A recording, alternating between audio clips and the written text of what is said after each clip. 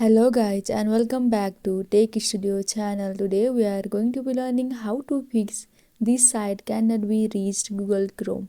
If you are experiencing the this site cannot be reached error in the Google Chrome browser on your phone, here are some steps you can take to troubleshoot and potentially fix the issue. Check your internet connection. Ensure that your phone has a stable internet connection. Try opening other websites or using other apps to confirm that your internet connection is working. Switch between mobile data and Wi-Fi. If you are using mobile data, switch to Wi-Fi or vice versa to see if the issue persists. Sometimes the problem may be specific to one type of connection. Restart Chrome. Close the Chrome browser completely and then reopen it. This can help clear any temporary glitches. After that, clear browsing data. For that, open the Google Chrome and tap on the three vertical dots in the top right corner of the screen. Tap on History. After that, tap on Clear Browsing Data and choose to clear cache, images and files. This can resolve issue related corrupted cache and tap on Clear Data. After that, update Chrome. For that, open the Google Play Store and search for Chrome. If any update option is available, tap on Update option. Make sure you are using the latest version of the Chrome browser. Outdated versions may have bugs